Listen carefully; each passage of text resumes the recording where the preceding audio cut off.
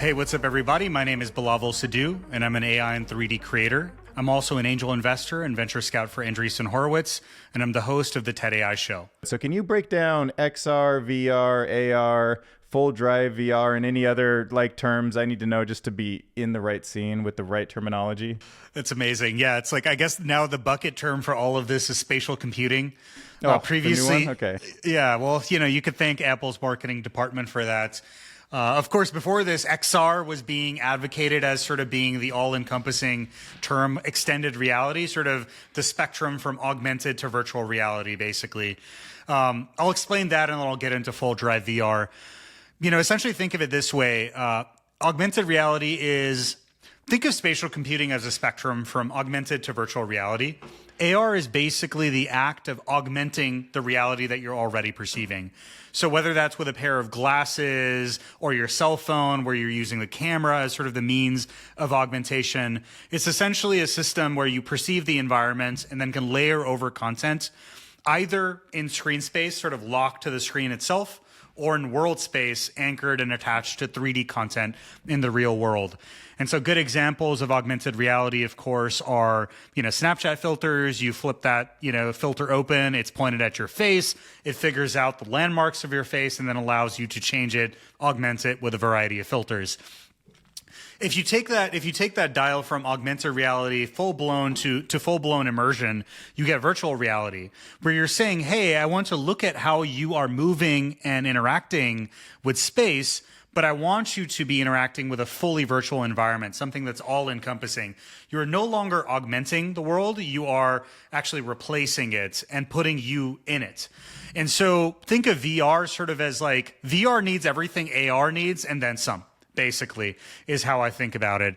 Because not only are you tracking the environment, figuring out what the user is doing relative to that, but you're also rendering photorealistic visuals at 60, 80, 90 hertz, which is a pretty tall order. Think of full dive VR basically as the Ready Player One experience, the exemplification, the highest realization, where you've got super photorealistic, immersive headset tracking, eye tracking, all that good stuff.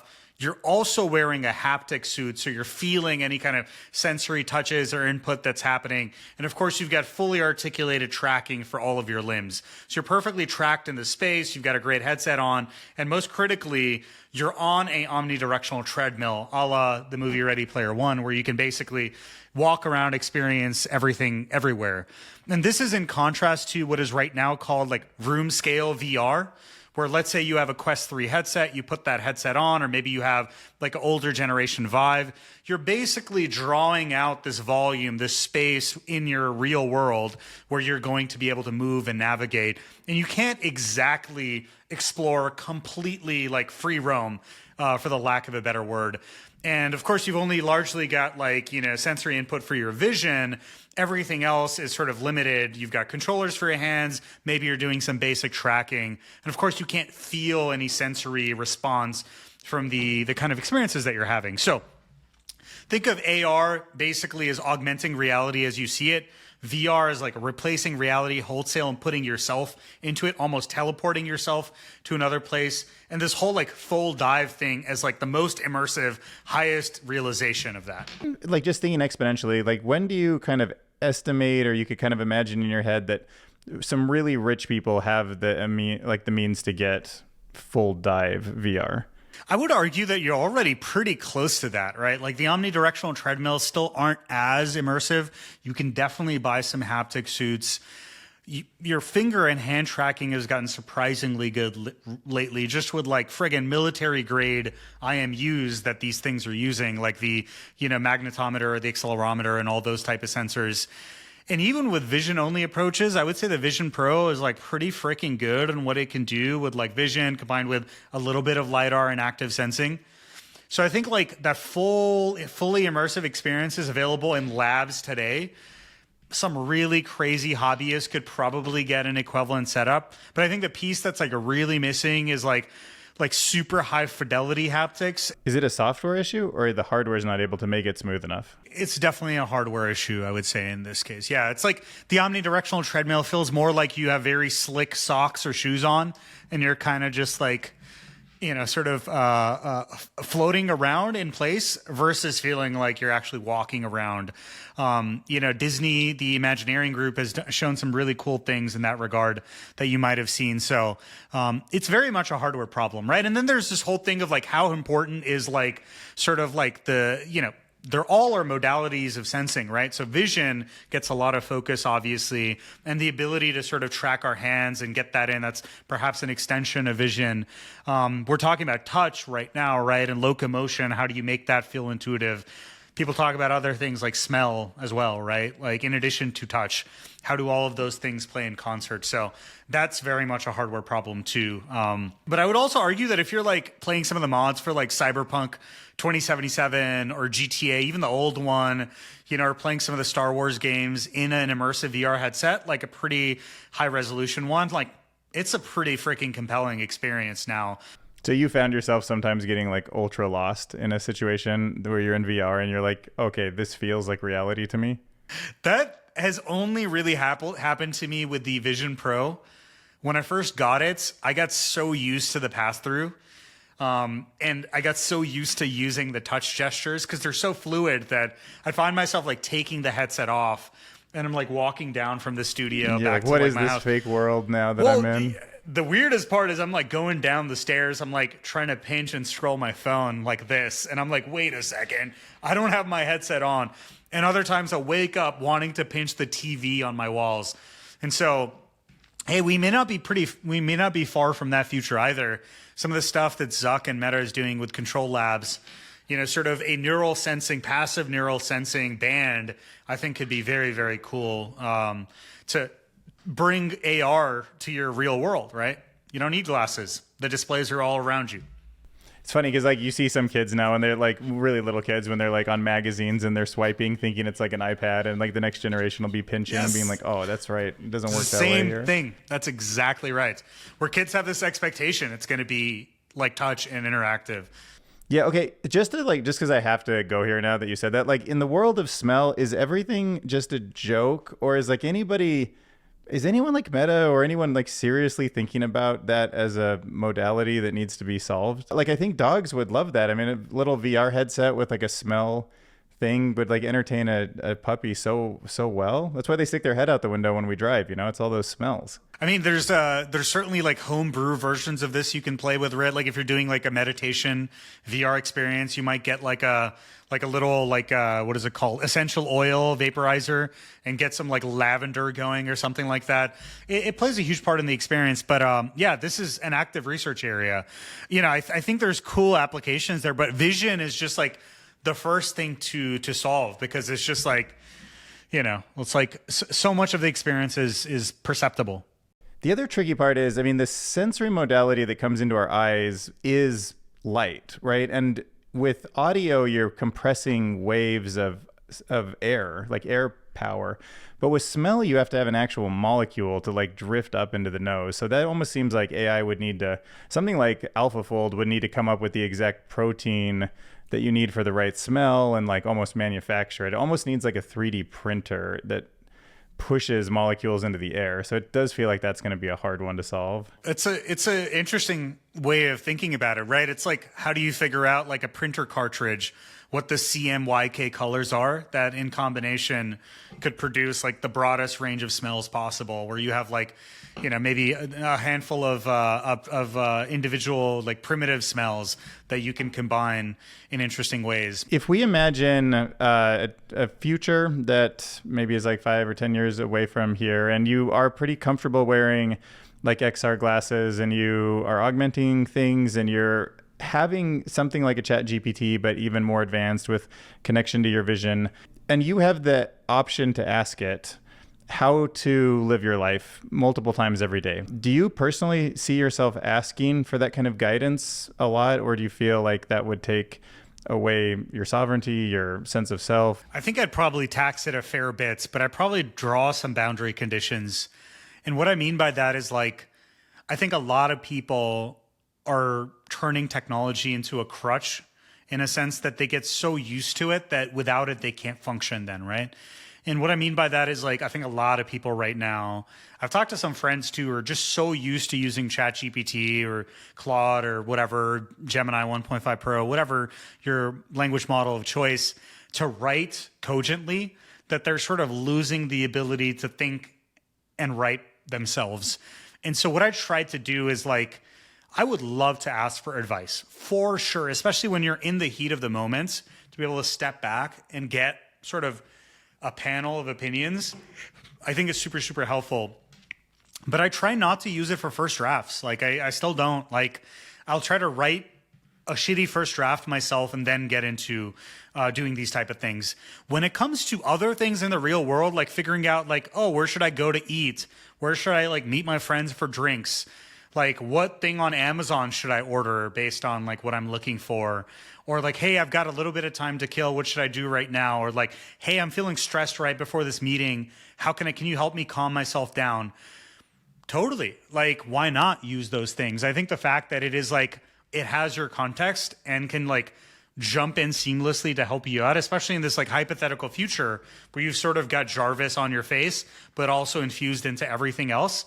I think that's very exciting. Because at that point in this ASI future, I'm saying like every time you have a fork with food on it, it could say like, oh, it's a lot too many carbs in there for your long-term longevity. There's, you really shouldn't be sitting in this corner because you're closer to whatever. Like, it seems like it might know so much about the world that would just seem like magic to us, but it would know from its data source, other people in the room, other things that would be beyond our comprehension. And then that's when I'm wondering, like, would you start listening to it and trusting it? I think to an extent, yes, I probably would. I think I would really enjoy it, especially if you're talking about like, I've always wanted this at like physical conferences and events, right? Where there's like so many people, and usually all these conferences have their own variation of an app, right? Like whether it's the Hova app or like the TED app or whatever, there's people and you can see their profiles and like, who should I go talk to in this room right now? I wish I could ask that question.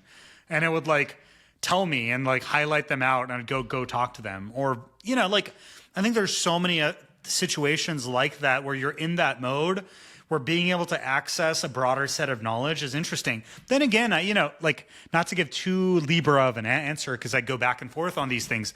There's something about surrendering to serendipity in life, right? Where you go and do something, you're like, well, you know what? I'm not going to have a perfectly articulated plan and graph of how I'm supposed to, explore this situation. I'm just going to kind of go with the flow. Now, when you talk to like sciencey folks, they might be like, well, like maybe your subconscious is doing all that computation. You're just not like aware of it. You're not conscious of it, but your supercomputer, in your head and your body is doing that. And so I keep thinking about maybe like, just like that, where there are moments it makes sense to surrender to serendipity. Maybe you don't want too much, like serendipity, and you want something predictable, and you want to go and do the thing in that situation, right? Like I think maybe it'll be like work and play, where we're just like in it 90% of the time, and then once in a while you just rip the glasses off, and you're like, I'm going to the desert, and like gonna go camping and forget the headset, something like that to keep us sane. Or maybe you keep your glasses on and you just crank them down to like minimal. Like the minimum amount of augmentation like emergency possible. only notifications. Yeah, exactly. I think in general, what I'd say is like we're going to be contending with this, like how much self-sufficiency and dependence do we have on technology, especially as it becomes more of a hive mind that's mining the insights of sort of the collective, if you will. And I think there are situations for both, right? Where you need to exercise your own agency, and there are times where you want to sort of, surrender, if you will, to another plan. Well, maybe you could talk me through some of the ways you would think it could influence like work, education, social interaction. Like, have you kind of thought about how society goes from what it is today to a place where a lot of people have these devices and use them? And like, have you fleshed out some thoughts about how that might play out? Absolutely. I'll break it into like augmented and virtual reality, even though there are experiences that can sort of be on that spectrum, as we discussed. I think augmented reality to me is the most exciting one because I think it's going to replace our phones, basically. The idea being it'll be like this like portable computing device that's like lightweight, always on, ambiently there with you, no matter what you do. And I think it's going to beautifully converge with this sort of talk about contextual AI assistants, right? Like everyone wants their AI Jarvis. Well, how does AI Jarvis know what you're looking at, the context of the task that you're doing from your sort of like first person egocentric point of view? I think glasses are going to be an amazing form factor. People can argue whether that's like glasses or a combination of glasses plus like earbuds that are doing their own perhaps neural sensing. There's an Apple patent for cameras on the earbuds as well. All sorts of interesting, kind of hardware form factors. But the idea being augmenting reality. And so it's like, there's just going to be the evolution of the phone. And my hope is that it actually makes us more present than, kind of phones do today. Like I kind of think about these devices as sort of like already mediating our interactions with the real and digital world. And we're doing it through this slab of glass in our pockets. And many times, I mean, like anytime you go out to dinner, the number of people just sitting around staring at their phones, right? It's like this device that like sucks you into it. I'm hoping that augmented reality can like result in computing sort of being more adaptive and contextual to us rather than constantly trying to blast us to get our attention. It's sort of there when you need it without you needing to pull out your phone and do 5 or 6 taps to get going on the task that you might be doing. So I'm very excited about augmented reality basically being an evolution of like sort of mobile computing devices and making it so they don't interrupt you as much and they're far more useful. So like when you're going to like, a restaurant, like, or whatever, like you see your contextual, like, hey, you should be able to park over here. This is the restaurant itself. Let me pull up the menu for you. I've informed that you showed up now and checked you in. All of these things happen passively without us needing to do those things actively. Yeah, like that's kind of like what I'm most excited about. Then we can get into the VR stuff, which is perhaps the converse of that. And there's so many use cases for just this augmenting reality stuff, right? Like that's the in-person you and your personal life use case. You could totally have the equivalent of that in enterprise, right? Like you're a field service expert on an oil rig going through like a maintenance checklist to fix some, equipment, or you're in a data center trying to figure out what the hell went down because you're the site reliability engineer, and boom, your glasses give you the context. Boom, you tell us you're talking to a remote expert sitting in Germany or Mountain View that's guiding you through stuff and like basically annotating your field of view. So, you know exactly what to do. And then on and on and on and on. The use cases just like the ability to understand your context and it augments your field of view. And then for you to share your context and capture things, I think it's going to be very powerful for both utility and delight. Maybe we could kind of jump topics. There's a sense of self that you have in the real world that's sort of created because who your parents were, the school you grew up in, the nationality you are, and the interactions you've had with the world. And they're fairly constrained because the real world just doesn't have as many options as the virtual world. So I'm kind of wondering, for a younger generation that grows up in a more full dive-ish world, do you think some problems like potentially racism or people choosing their gender and stuff is going to kind of go away? Like, do you think those were a product of a physical environment? It's a great question. I think it'll become less of an issue and people will be more normalized to dealing with sort of alternate identities of people that may not correspond to their like legal at birth identity. I think you're already seeing that happen. And even if it's not in a fully immersive fashion, let's say in quotes, the metaverse, I mean like pseudo anonymity, which obviously like is very popular on platforms like Twitter, I think is another example of that. I mean, how many AI creators we probably both follow that just have like a PFP that, is not real and we just don't actually know who they are. There maybe is like some of them are active in some of the group chats you and I are in, but some of them aren't. And it's really, and then eventually they get doxxed and you get very surprised who they are. It's funny. I think I recently had a chance to connect with Ada Pi. I don't know if you follow Ada Pi's content, ATE. Pi, I'm probably butchering that, but does some really interesting speculation on sort of when the OpenAI sort of fiasco was going on late last year, just like super speculative, this might be happening type posts. And it was this like Asian girl avatar, and everyone thought it must have been like some Singaporean Asian girl, and ended up being like this like 40-something Indian dude who was a Stanford grad that moved to Singapore. And it's like, of course, every Asian PFP is like, an Indian 40-year-old in sweats or whatever, right? So I think people are normalized to that, seeing real identities alongside sort of pseudo anonymous identities on Twitter. And I think like VR is going to normalize that even further. Now, I won't pretend and say that has only good like impacts on us and our psychology.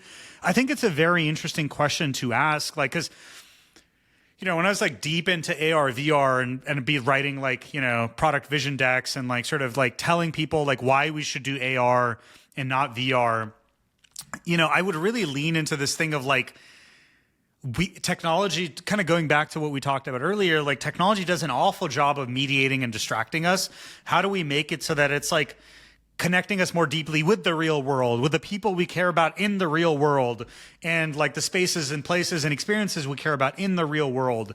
When I look at Gen Z and especially Gen Alpha, where they're like, so much of the experience I had of my like third space, as it's called, where it's like, like going to my friend's house to play like Xbox and us like Ethernetting up like, a quad 4x4, like, Halo or whatever, or, getting our laptops and PCs and playing like Counter-Strike or whatever. That LAN party has been replaced by like asynchronous, like Twitch. Everyone's consuming streamers on demand. It's their best friend on demand that they can go to whenever, live with a community of people, or asynchronously whenever they want. Their fix a PewDiePie or insert the new streamer. And then I see like even more behavior like that in my Gen Z cousin who's like getting into like a friggin' Discord voice chat after work. So they're all done with work and they got their like phones crudely on like the ground, and like somebody's got a video shot of their chin and other people aren't even on camera. And they're sort of using they're sort of using a Discord as that third space to get together and then decide what to do in the digital world, right? And that's right now the 2D internet, but it'll soon be the spatial 3D metaverse or whatever you want to call it. So already you're seeing this behavior where we've forked off and are doing so many, in quotes, activities and spending so much time in the digital realm. I think making that more like the real world has its upsides and its downsides. Upsides that it'll probably be viscerally more satisfying on like some sort of visceral level, because it feels like there's a lot of academic research that shows that your retention of like, if you go into a VR chat or 3D 6DoF experience, you'll retain those experiences better versus if you're just sitting and staring at a tile of windows all day. Like, we are not designed to stare and scrutinize the expression of a tile of 2D video feeds all day, which is hence Zoom fatigue and all this other stuff, right? So I think in a way that like alleviates a bunch of those downsides of sort of this cruder form of technology, this 2.5D, 2D video chat we're doing right now. But at the same time, yeah, what does that mean for like forking of your identity from what it is in the real world to the digital world and how much overlap you have there? Some people like that, right? They're like, this is my like LinkedIn persona for going to work. And then, on the weekends when I'm like partying or whatever, this is like my friend Instagram, Finsta persona that only my friends get to see when you're hammered drunk or whatever it is, right? Like whatever your vice is. And so, I don't know, I go back and forth on that. On one hand, it'll be far more intuitive. On the other hand, I can't help but think that it'll make it'll reduce the incentive for you to make real world connections.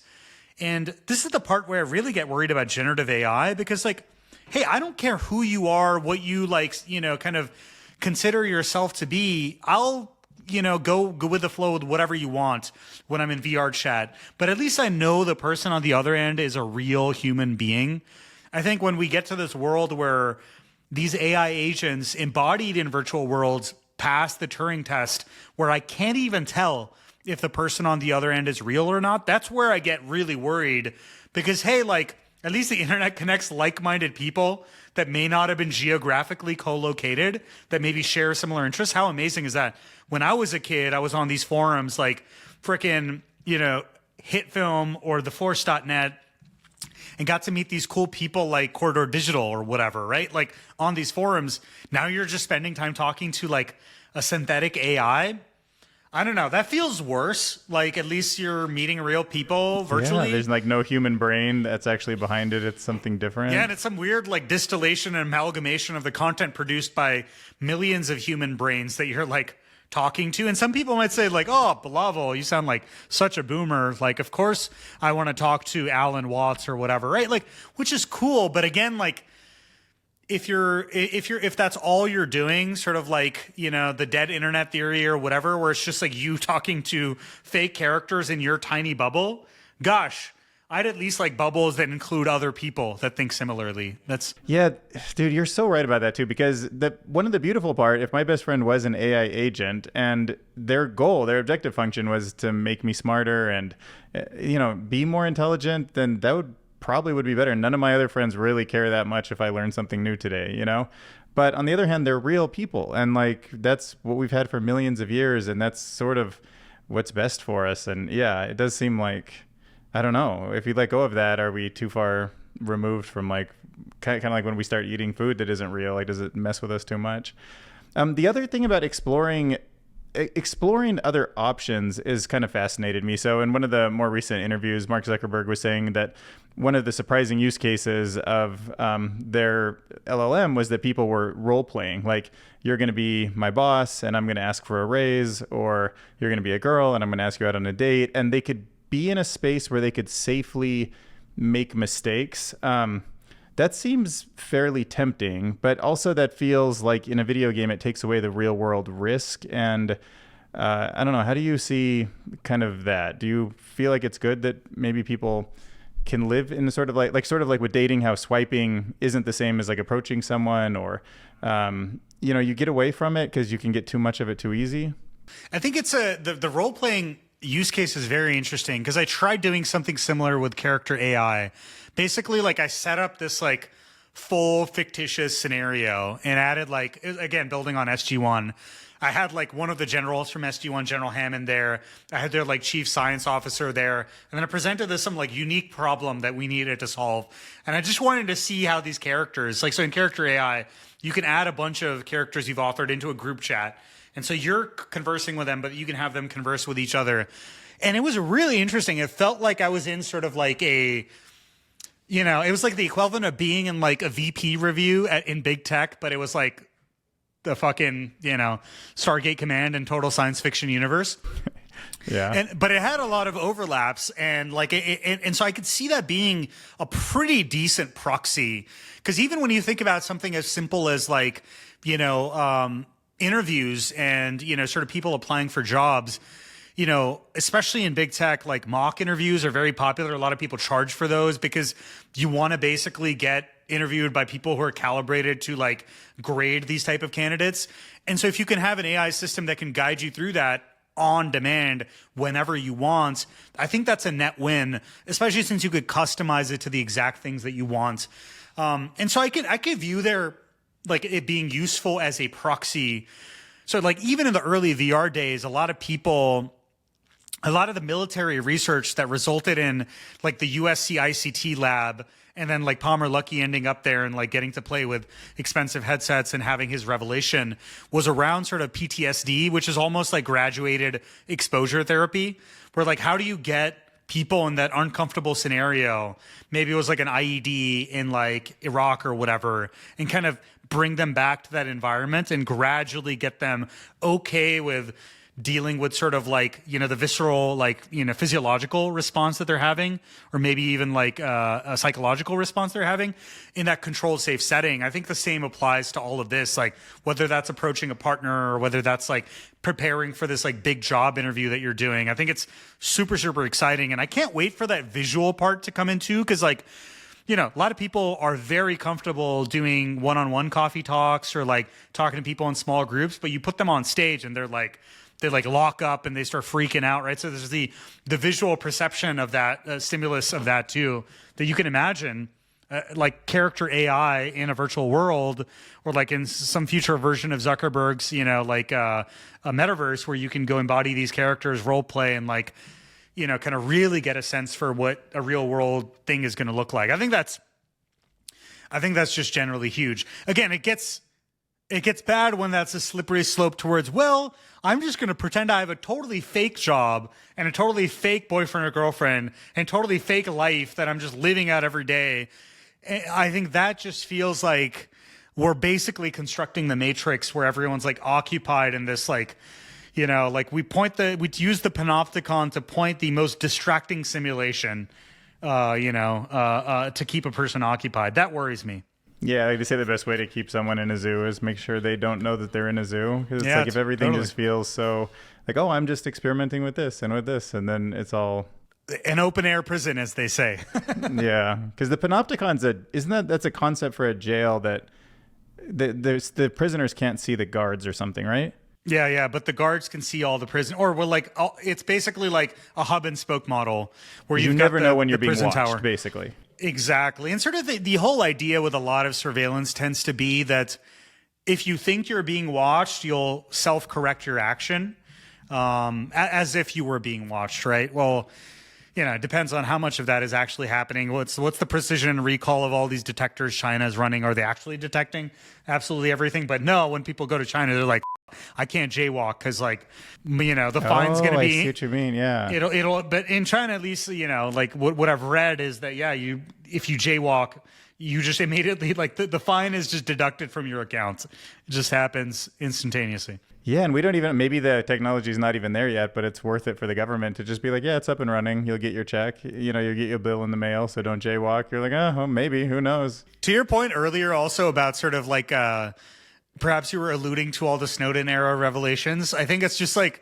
so fascinating to think sort of the ambition of the intelligence community between all the Five Eyes stuff, where it's literally, hey, let's just literally blanketly record all the internet traffic from undersea cables between the US and EMEA.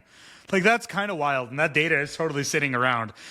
And now ostensibly have the means to query all of that data too. All this these latent insights that have just been sitting around waiting to be mined for both good and bad. Yeah, well, I only read the headlines, so I can't totally verify this, but I think there was a recent hack where all of the lobby conversations from Call of Duty have been leaked, and you can look people up by gamer tags, I guess, and just hear everything they've sort of said. But I don't think a lot of people were aware that was ever recorded, and that they finally got leaked now. And it's it's one of those data sources that you thought, oh, I said things without the intention of knowing it could ever be public, and now here I am, This is the biggest risk, I think, with generative AI now, and especially compute that's so good at the edge, where it's there's a lot of people we're not going to take all your image data.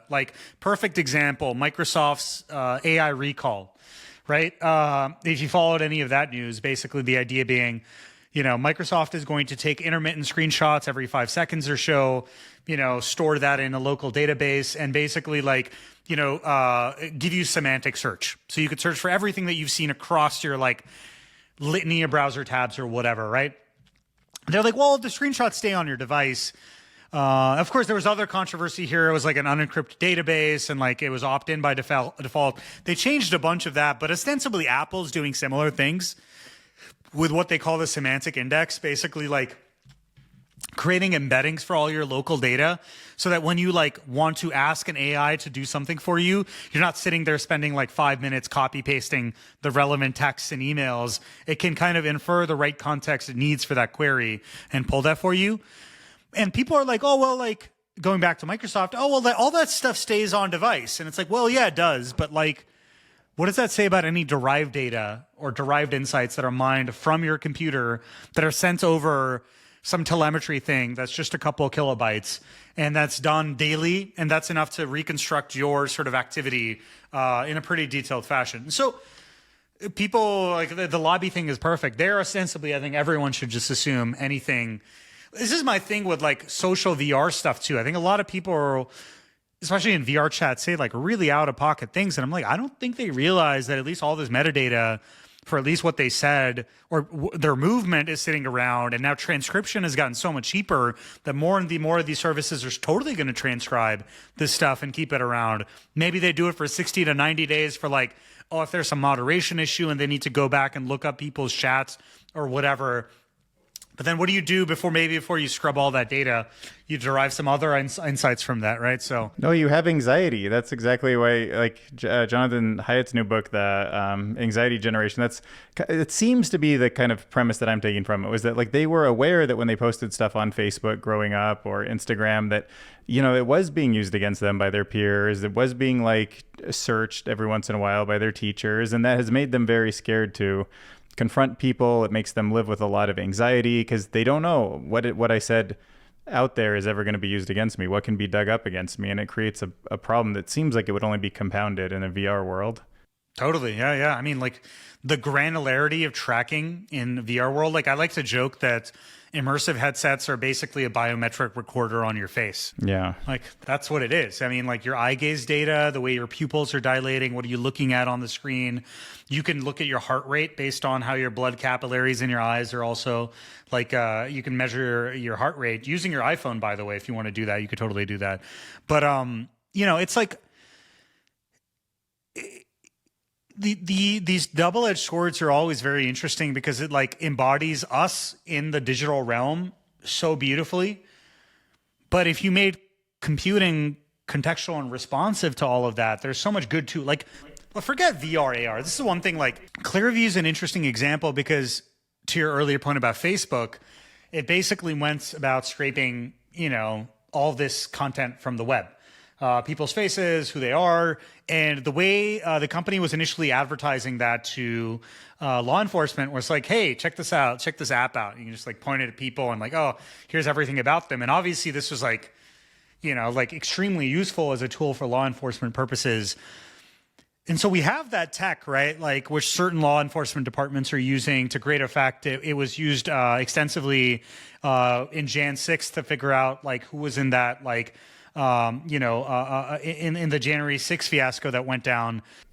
Yeah, like even yourself, you're back and forth. Yeah, and I'm like, wait, so like you've got my biometric data in this data set that's different than the DHS one that's sitting in this data set. And I'm kind of like, hey, like if we're collecting all this data, let's at least make a life better for people, right? Like let's make it so that like you can kind of streamline the whole like, kind of checking in security check process a lot more.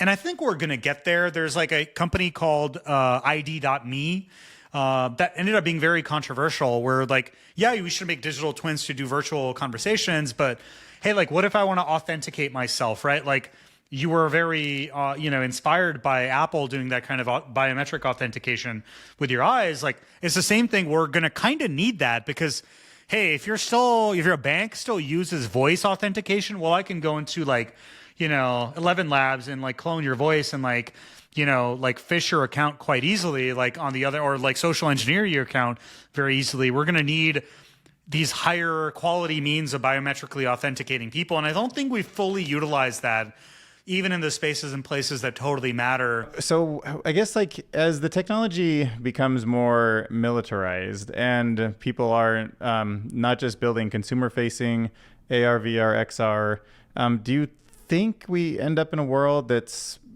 safer, more transparent, or do you think we end up in a world that has more like mad style scary things that are like on a knife's edge in the future? I go back and forth on this one a lot. And I think where I've netted out is that I think it's going to be predominantly a good thing.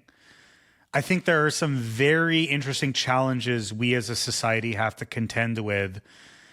And, before we get into that, it might be worth calling out why some of this technology is dual use in nature, first off, because I think a lot of people, oh, whatever, we've always had this stuff. And so let's take augmented reality and virtual reality as sort of the example and like spatial intelligence, digital twins of the world.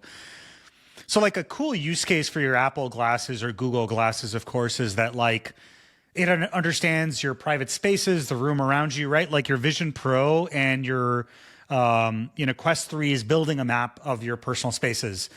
And there's a bunch of cool technology that's come out lately. You might have seen this paper that uses Wi-Fi to estimate the full body 3D pose of people in an environment in a room without using cameras. So you're just using passive Wi-Fi sensors. So building on that Wi-Fi theme, holy crap, we have ubiquitous sensors everywhere. We've got like Ring cameras. We've got smart cities that are putting more and more cameras into street intersections. So you've got this public and private fleet of, let's just say, the evolution of CCTV cameras. You layered that in with your smart devices, your phones, your Whoop tracker, all that good stuff. And now you, as at a personal level, are also generating a lot of data. And then finally, like, you take all these, like, kind of passively roaming the world sensors, like, of course it's the Tesla cars, but also the Amazon delivery trucks that have dash cams on them, and a bunch of other trucking businesses that use these basically webcams for telemetry, both ways, telemetry of what's happening in the real world, the road and around you, but also what is the driver doing, right? So all this to say, we've got this massive sensing fleet, and now finally we have the technology to sort of make sense of this data. So what I mean by that is, like, one of the things I got to work on at Google is called the AR Core Geospatial API. What that does is that takes like a decade plus worth of Street View and creates a 3D model out of it, fusing in aerial imagery as well.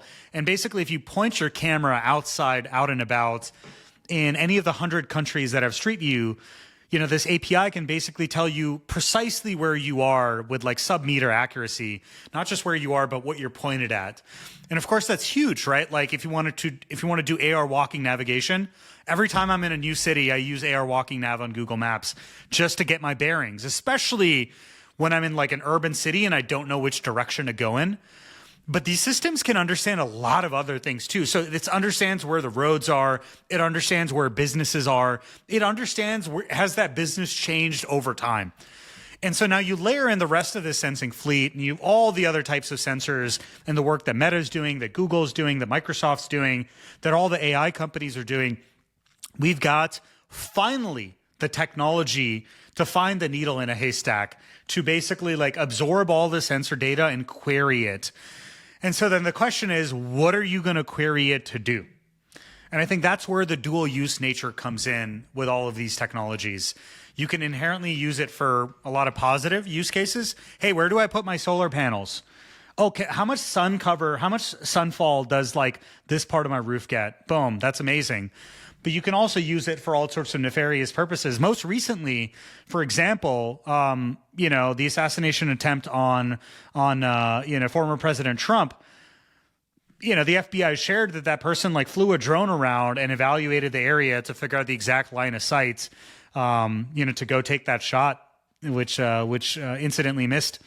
But hey, that's just scratching the surface on what you can do with this technology. Yeah, well, yeah, because I mean, AI just seems so impressive at finding needles in haystacks for the protein folding problem. So I have to think that if there is enough data out there, the whole world essentially has a digital twin to some level of resolution, right? Like we kind of know where all the people are in the world and what they do, that there would be some kind of an AI that could kind of motivate us all in one direction to do something good. But that also just seems like this weird world of mass control. And it gets kind of scary too, because also you could go the other route and say, don't make everybody work together. Maybe it's in my best interest to like target all of these ads to people who are Republicans, these to Democrats, or divide and conquer on steroids.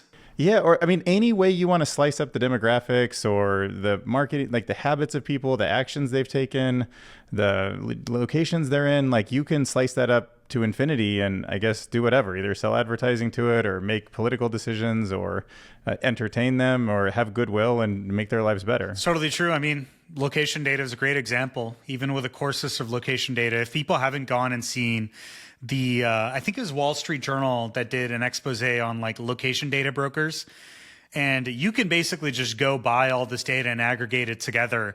And the amount of GPS traces that were in the Pentagon. So the hero visual is like literally people walking around the Pentagon.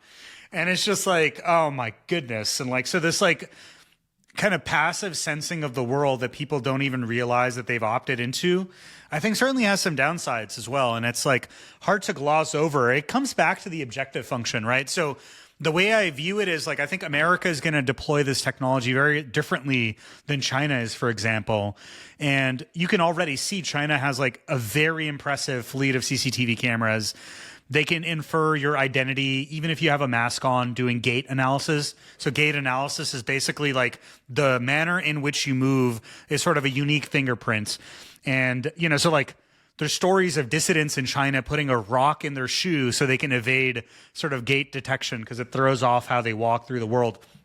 And so like that kind of world where like let's say you don't want certain kind of information proliferating, the ability to sort of like have this true panopticon hub and spoke model where everything is centralized. I think China is going to obviously utilize that to push the CCP agenda forward, right? I think the question is how the West is going to find that balance of like centralization and decentralization. What should you do in terms of processing at the edge so you're not sending up a bunch of this data with PII, like privacy and storing it in the cloud in perpetuity, but you do have some means of querying things in a centralized fashion for national security purposes. Finding that balance, I think, is always the challenge. And, it'll be interesting to see how, in quotes, the West responds to perhaps, the approaches that are very predominant and popular now in the East. But what I'm thinking is that in the future, I could put on something like an Apple headset and my friend comes or a service person or something to help me with my computer problem. And I guess what I want to know is, are you an avatar that represents exactly the real human that I'm dealing with? Or are you sort of like an official copy that has been, from an AI point of view, sort of trained on his or her data and is acting appropriately like they would? Or are you completely could be anyone? Like, is this completely a fake agent with no human behind it? Or is it some other human pretending to be you? That's what I'm curious about. How do we solve that? Well, I think you're describing the spectrum beautifully, right? Which is sort of like completely fictitious character to like, let's just say as close to you as humanly possible as we can get. I think digital twins by design or 3D maps or models by design tend to be abstractions of reality, right? Or abstractions of the real thing.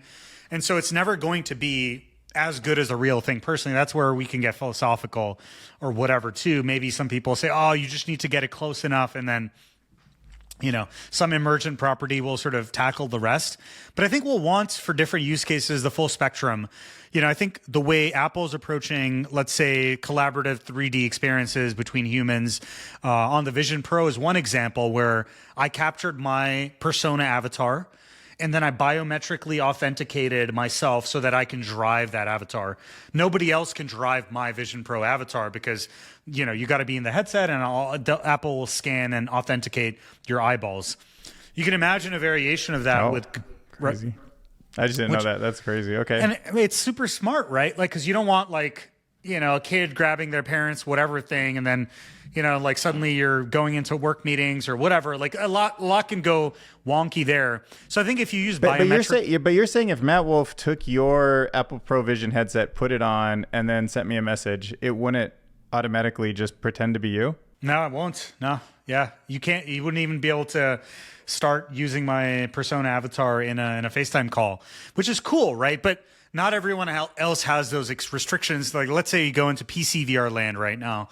You could go into an application like VR Chat, which I describe as sort of like 3D 4chan meets Reddit. And you could go embody Obama, freaking some really hilarious Biden models. Like, there's just like, it's, Thanos. It doesn't really matter. It's total chaos, right?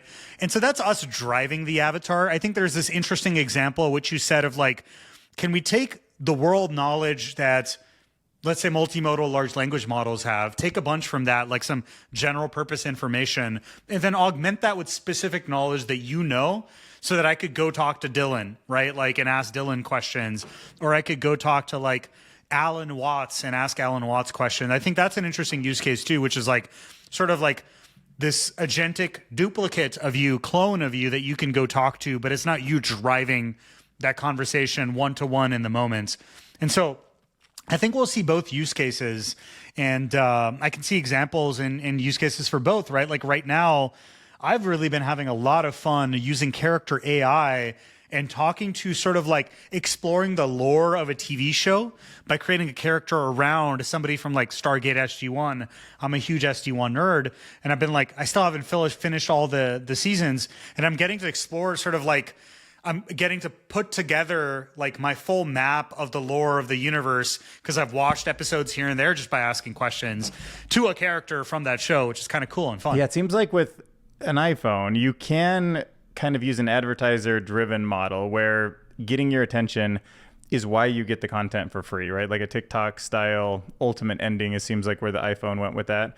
Or you can pay money and then you can have something that's more tied to your interest because that's the profit from where the software developer is sitting. Do you see that same problem kind of playing out? And are you kind of advocating for less advertising in the metaverse? Or do you feel like that is a decent model to build upon and it's the responsibility of people to just handle that correctly? It's a great question, Dylan. It's like I recently did an interview with, Nita Farahani, who's written a book on basically like the future of neural interfaces and sort of like how neural biometric data is already being exploited. And one of the things that came up in that was this MIT study called targeted dream incubation. Basically, like Milson Coors, the beer company, did this like fun activation, sort of like guerrilla marketing campaign where they basically played audio files, for people in the last 30 minutes before they fell asleep, and basically were able to incubate and inject dreams. So they were having dreams about like Coors beer as they were sleeping. And that's just like playing an audio file, right? Like so this is the equivalent of your like advertising subsidized Alexa, perhaps giving you a little like lulling you to sleep so that you have some nice dreams about Coca-Cola or whatever, consumer products company.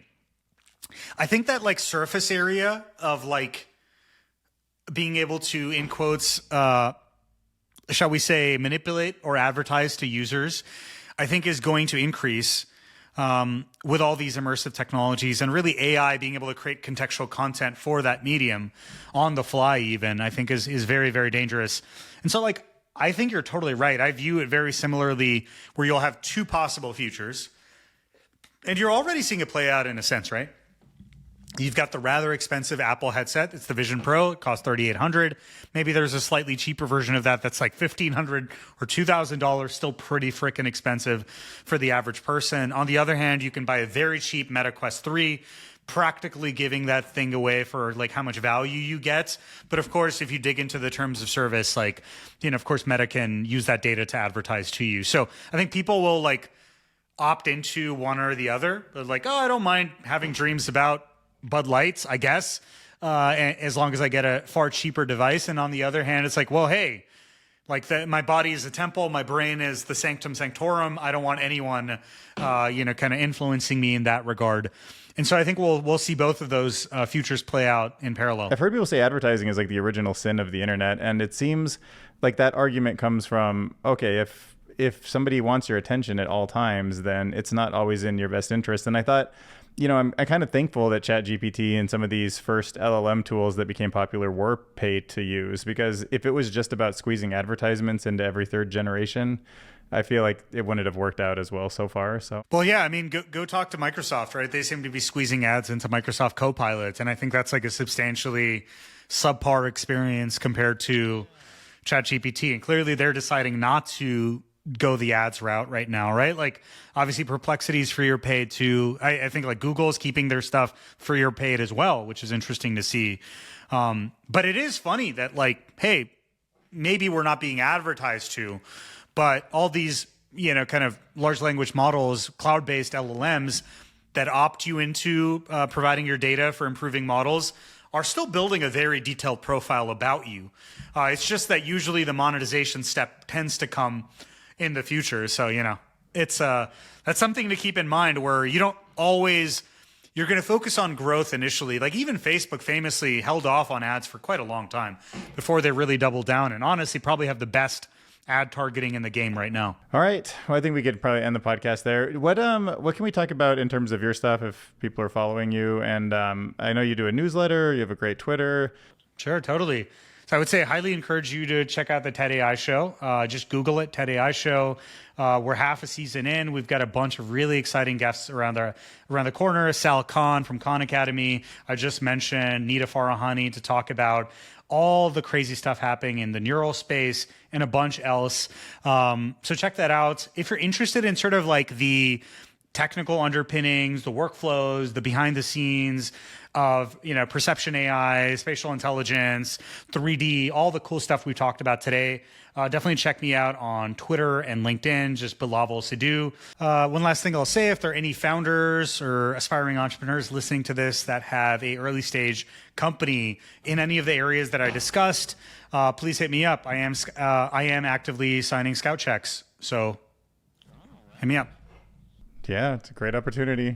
I feel like you'd be a great person to work with and build a company with. Dylan, thank you so much for having me. This was fun. All right, we'll talk soon. Thank you.